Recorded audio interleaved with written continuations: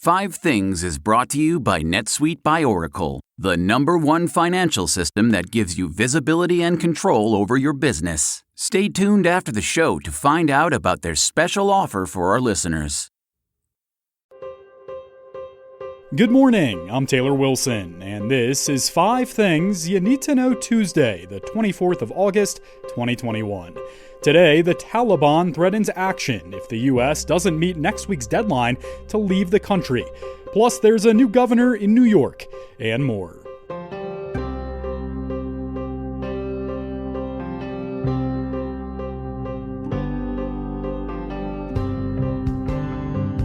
Here are some of the top headlines. The U.S. Capitol Police officer who fatally shot Ashley Babbitt on January 6 during the insurrection has been cleared. An internal review found the action may have saved the lives of lawmakers and staffers who had barricaded themselves inside the building. Israeli warplanes hit targets in Gaza overnight, drawing machine gun fire from Hamas. The Israeli military also killed a Palestinian teenager during clashes. It's the heaviest cross-border fighting since May. And Hawaii Governor David Ige is telling tourists not to visit the state through October. The announcement comes during a COVID-19 surge there, though no actual restrictions have been tightened.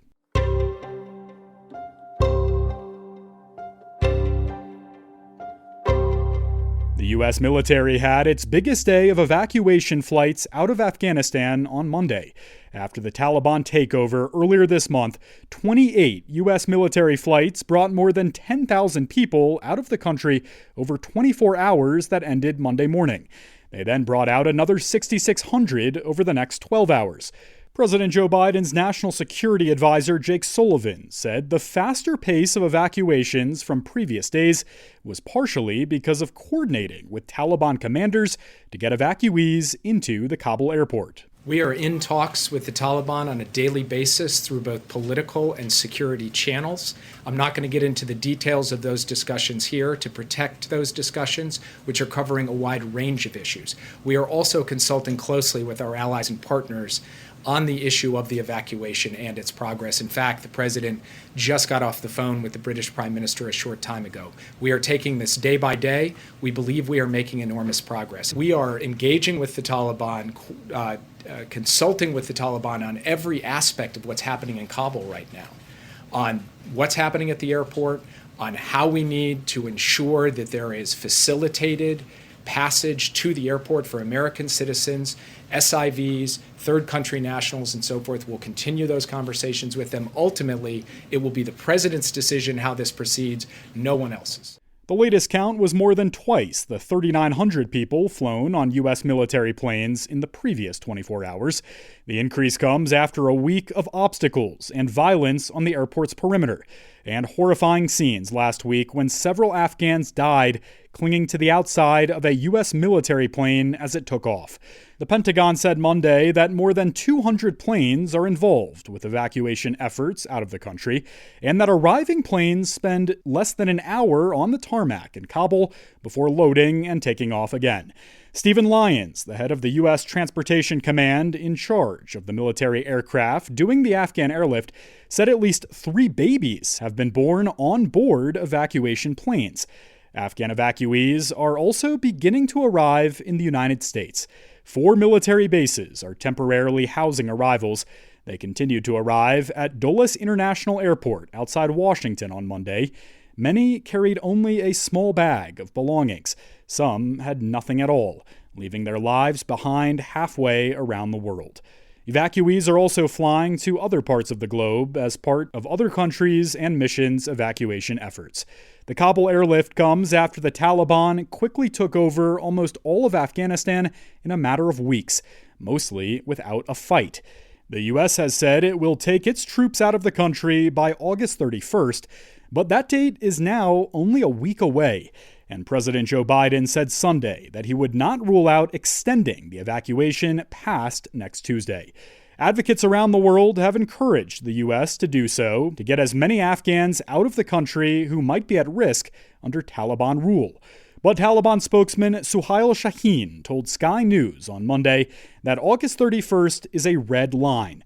He said that extending an American presence in the country past that date would provoke a reaction. Since August 14th, the U.S. has evacuated or helped the evacuation of some 37,000 people. The airport remains chaotic, and another firefight broke out there on Monday. An Afghan died after exchanging gunfire with unidentified men. There's a new governor of New York. Kathy Hochul was sworn in as the state's 57th governor on Tuesday. She also makes history as the first woman in the job. Hochul had a brief swearing-in ceremony before a full ceremony coming up on Tuesday. She replaces Andrew Cuomo, who resigned during a sexual harassment scandal. Hochul told New Yorkers during a press conference earlier this month about what she expects from her work environment. I think it's very clear that the governor and I have not been close, physically or otherwise, in terms of much time. And so I've been traveling the state and do not spend much time in his presence or in the presence of many in the state capitol. But that is what has been being reported. And I'm going to stand right here. At the end of my term, whenever it ends, no one will ever describe my administration as a toxic work environment. Cuomo gave his farewell address on Monday, 3 weeks after an investigation by New York Attorney General Letitia James's office found that Cuomo sexually harassed 11 women while in office, including 9 current or former state employees. Cuomo has repeatedly argued the investigation was politically motivated and revisited that point during his final address. When government politicizes allegations and the headlines condemn without facts, you undermine the justice system. And that doesn't serve women, and it doesn't serve men or society. Now, there are moments in life that test our character, that ask us, are we the person we believe we are? Or are we the person we try to be at our best? You know me, I am a fighter. And my instinct is to fight this because it is unfair and unjust in my mind. But you also know that I love New York, and I serve you. Cuomo made the case even as he himself authorized James's investigation. For her part, Hochul will have her ceremonial swearing in at 10 a.m. Eastern Time, followed by an inaugural address at 3 p.m. She's a Democrat originally from Buffalo and will be in office for the remainder of Cuomo's term, which runs through 2022. The FDA has officially given full approval for the Pfizer-BioNTech COVID-19 vaccine. The vaccine has been known as the Pfizer-BioNTech COVID-19 vaccine and will now be marketed as Comirnaty for the prevention of COVID-19 disease in individuals 16 years of age and older. This is a pivotal moment for our country in the fight against the pandemic. While this and other vaccines have met the FDA's rigorous scientific standards for emergency use authorization, as the first FDA-approved COVID-19 vaccine, the public can be confident that this vaccine meets the FDA's gold standards for safety, effectiveness, and manufacturing quality that we require for an approved product. While today's approval includes people ages 16 and older, the vaccine continues to be available under emergency use authorization for individuals 12 through 15 years of age, and to provide a third dose for certain immunocompromised individuals. That's acting FDA Commissioner Dr. Janet Woodcock. The move could open the door for more employers to require their workers get vaccinated against the virus. After the announcement, President Joe Biden urged private companies to require vaccination. He already did the same for federal employees last month. Some companies have required vaccinations already, but many others were holding off, waiting for full approval instead of the emergency use authorization that vaccines have so far been administered under in the U.S. With new requirements and the Delta variant spreading throughout the country, vaccinations have ramped up in recent weeks. In the last 7 days, 6 million shots were administered around the country, a month and a half high. And many lagging states, particularly in the Deep South, have seen rising rates. The Moderna and Johnson & Johnson vaccines are still available under emergency use authorization, Moderna filed its request for full approval after Pfizer, and Johnson & Johnson is expected to do the same in the coming months. 60.8% of the country is now at least partially vaccinated, with 51.5% fully vaccinated. Eyes in the sports world again shift attention back to Tokyo on Tuesday for the start of the Paralympic Games. And just like the Olympics, which wrapped up there earlier this month, there are restrictions because of the pandemic. But some fans will be in attendance, as Japan is letting some students watch competitions. This year, more than 4,000 athletes representing at least 134 countries will compete in 540 different events.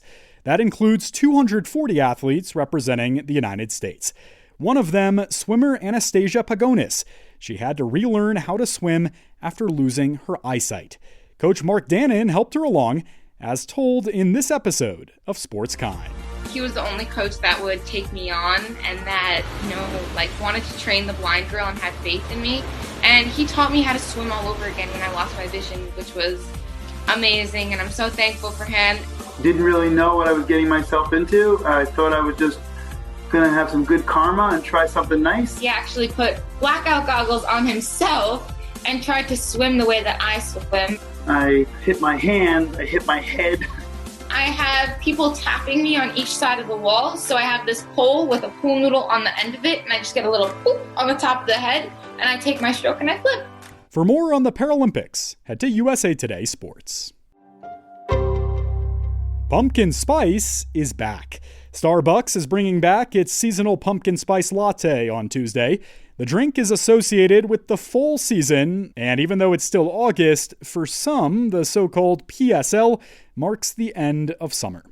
This year, it's also back a day earlier than in 2020, though it got a later start than competitor Dunkin', which launched its seasonal menu last week. Both Starbucks and Dunkin' are returning pumpkin flavors in other drinks and menu items as well, including pumpkin cream cold brews. Thanks for listening to 5 Things. You can find us wherever you get your pods, including Spotify and Apple Podcasts. Thanks to Shannon Green and Claire Thornton for their great work on the show. 5 Things is part of the USA Today Network.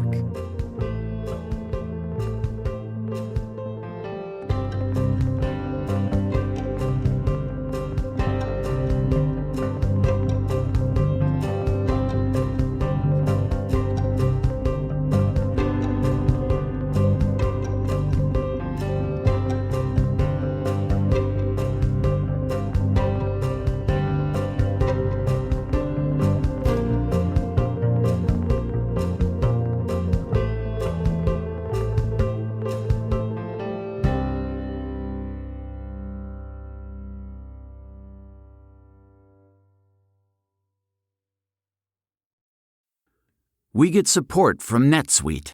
When tackling your business's finance to-dos feels as slow and inefficient as watching paint dry, you know it's time to upgrade. Now is the time to make the switch to NetSuite by Oracle, the #1 financial system. NetSuite is a unified business management suite encompassing financials, inventory, HR, e-commerce, and more. Everything you need all in one place. With NetSuite, you can automate your processes and close your books in no time, no matter how big your business grows. 93% of surveyed businesses increased their visibility and control since switching to NetSuite. Right now, special financing is back. NetSuite is offering a one-of-a-kind financing program only for those ready to switch today. Head to netsuite.com/5things right now. That's special financing at netsuite.com/5things. netsuite.com/5things.